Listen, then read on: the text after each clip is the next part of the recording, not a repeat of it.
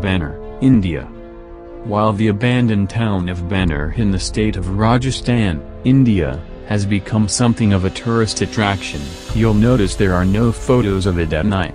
That is because, setting foot in the place at night is strictly forbidden, and apparently the Indian government is pretty serious about it. Even though government rules state that, the Archaeological Survey of India must have an office at every historical site, and this is one, there is no office here. Tourists are let in during the daytime grudgingly.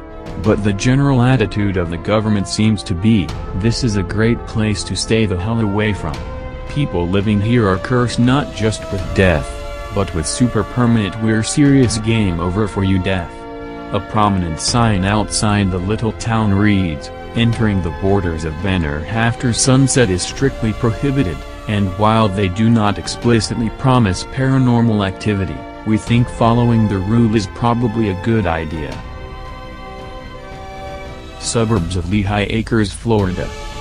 The story of Lehigh Acres is sad, and uniquely American. In the 1950s, businessmen Gerald Gould and Lee Radnor divided up a huge stretch of land in southern Florida, owned by Radnor, into tiny half-acre parcels that they then sold to northerners for low prices. At $10 down, and $10 a month, it seemed like a bargain.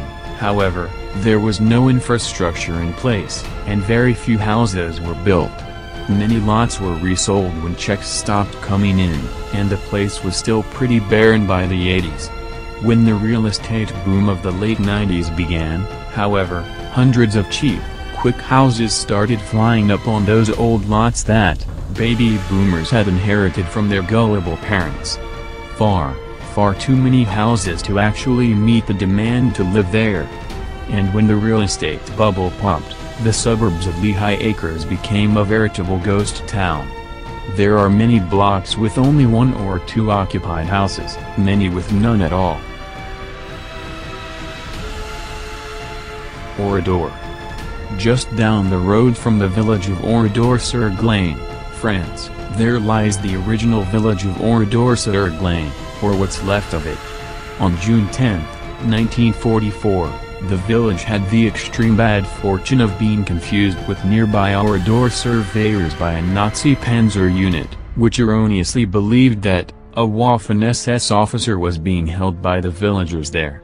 The Nazis massacred 642 men, women and children with incendiary devices and machine gun fire before the mistake was cleared up, which was pretty much the entire population of the town, and a few guys who happened to be passing through when the Germans came. French President Charles de Gaulle ordered the town rebuilt, and it was, but he also ordered that the ruins of the old town should stay as a reminder, and they did. A plaque roughly translating to "so as not to forget" is the only modern addition to this town, which we honestly don't think we ever want to come within 100 miles of.